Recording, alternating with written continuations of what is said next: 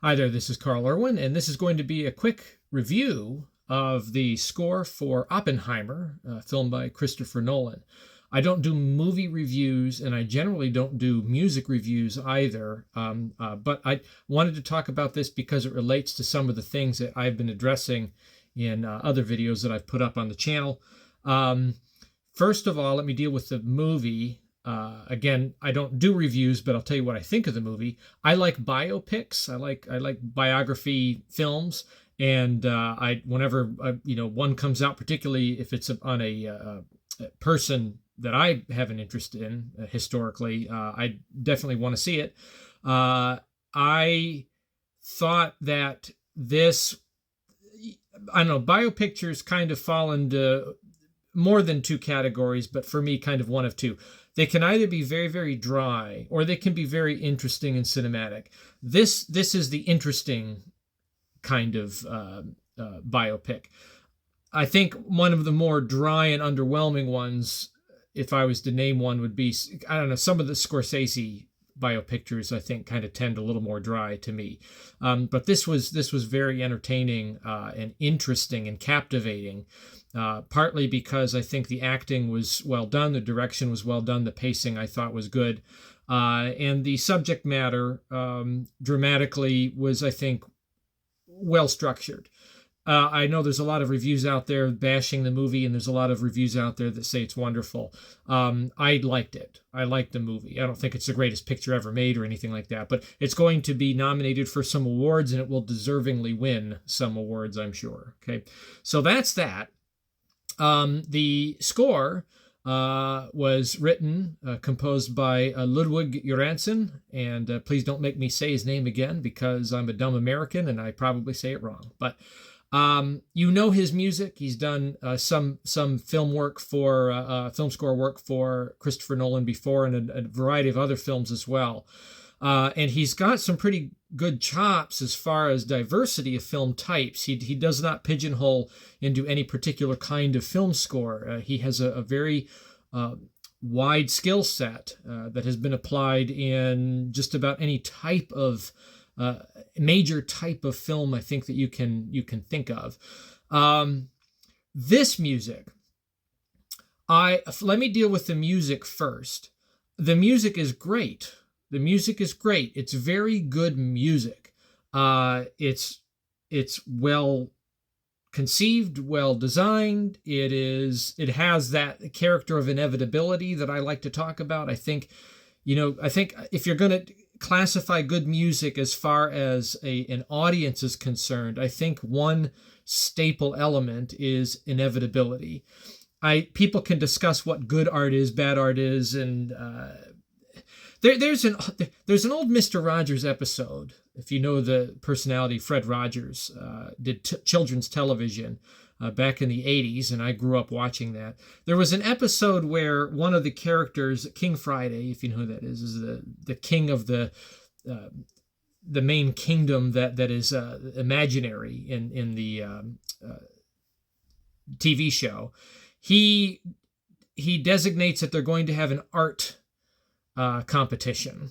People are going to make artworks, and there's going to be a competition.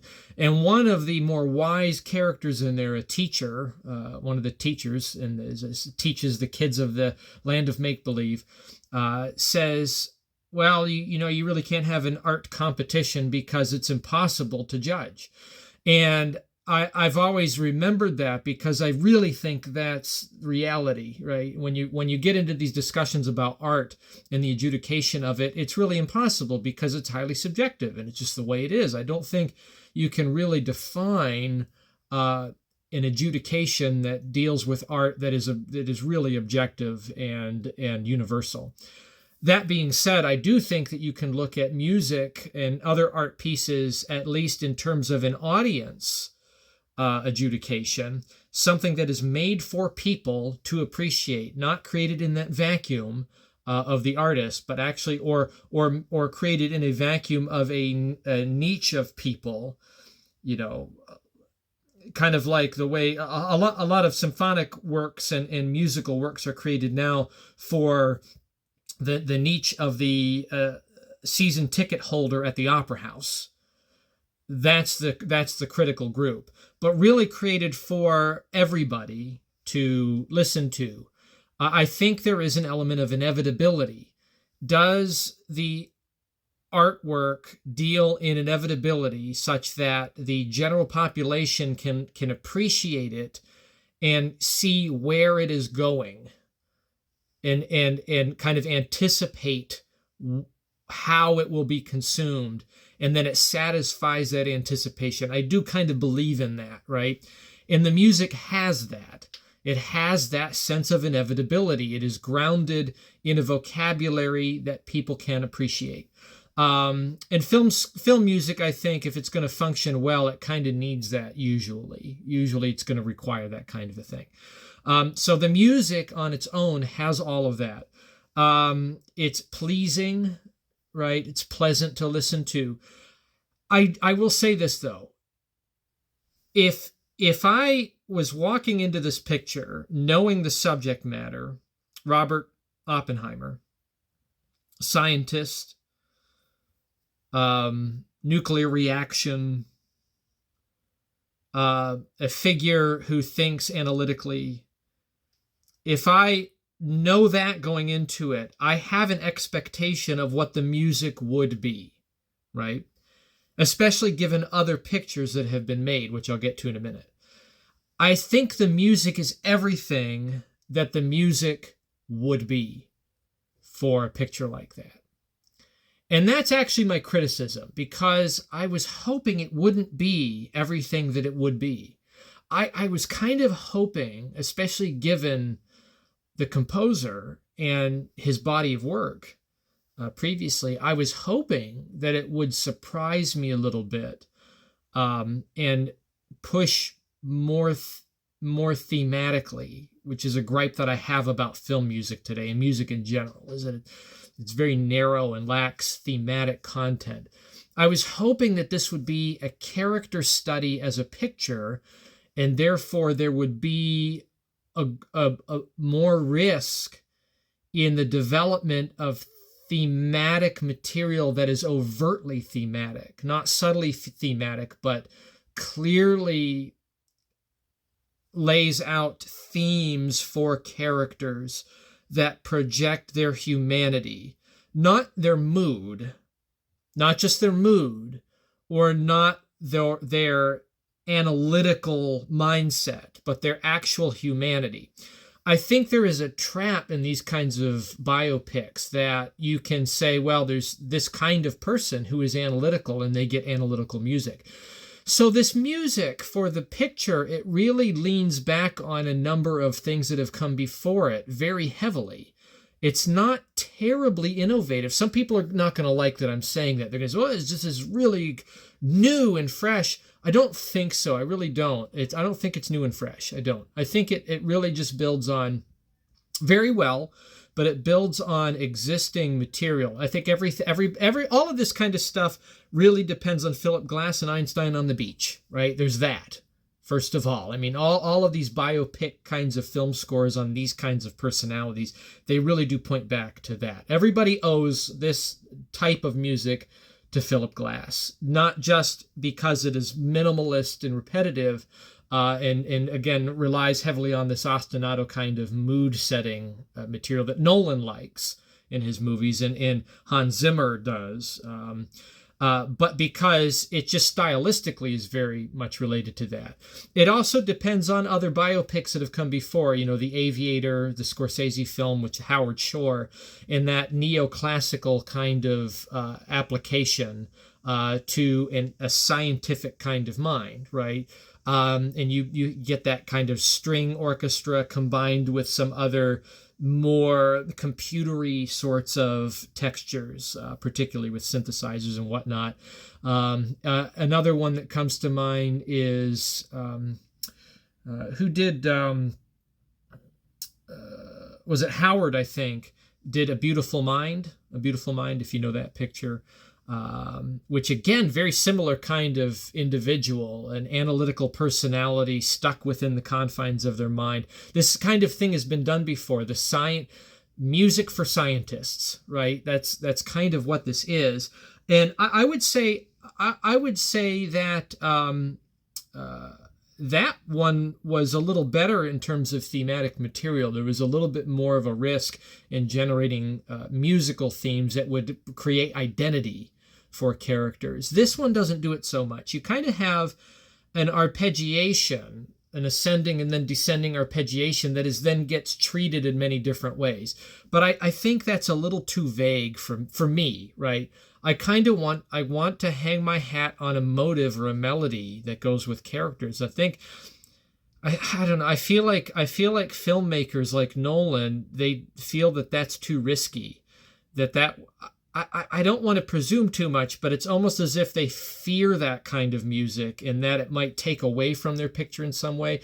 But I wish they would do that more, because that's what music can do. Music can help generate identity that is memorable, that people will recall. When you hear,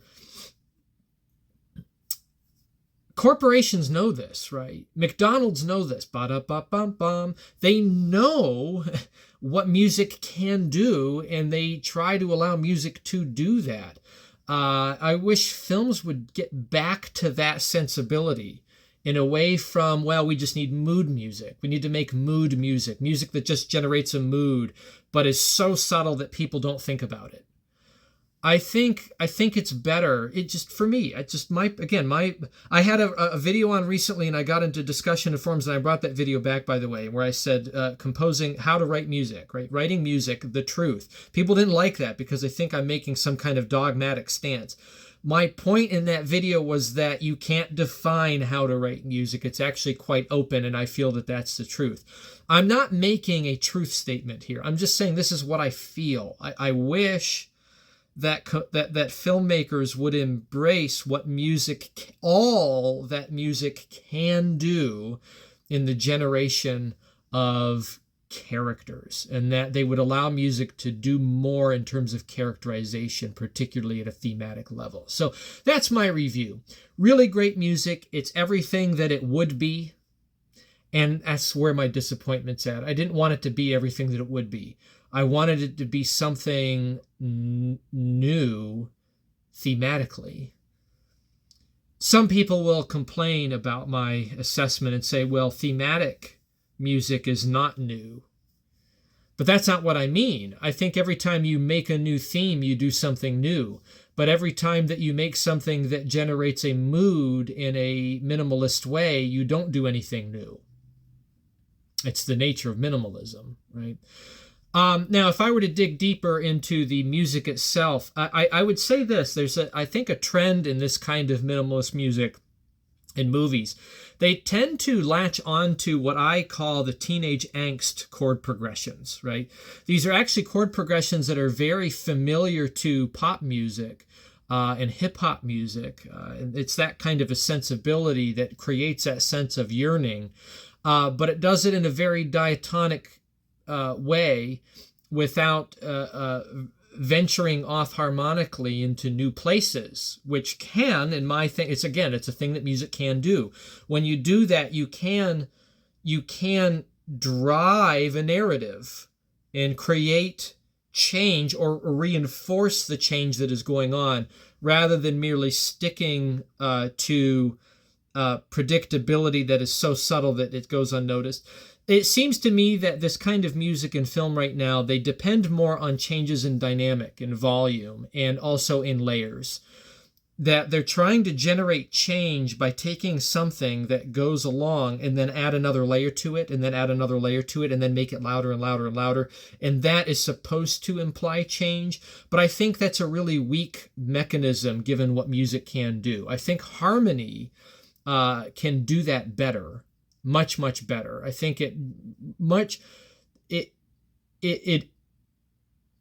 demonstrates turns and twists, I think, in a more impactful way. And composers aren't doing that right now in pictures. I don't know the reasons why. I don't do film. I do small projects every now and then. Those of you that might be on the forums where this might get posted, some of you are really in the middle of it. I don't know if you feel that way as well and you just can't say it, or maybe I'm way off. I don't know. but I think that this type of film score is just getting really tired. You know, again, great music for what it is. It is really good music. I want to listen to it. I like to listen to it. It's music. It's music you can study by. It's music you can take a walk by. It's music you can work out to. It's background music. It really is. But it doesn't seem to drive a narrative in the way that I want to hear in pictures. So I don't know. What's the answer to that? If some of you feel that way and you're in the middle of it and you're in the studios and you're working with pictures big and small, I don't know. Maybe there's some conversations to be had if you agree with me. If not, tell me that you disagree, and that's fine. I may just be in a minority of snobbery that wants my music a certain way. But anyway, that's my review. Really great music. It's everything that it would be. It really came out exactly as I expected it would be.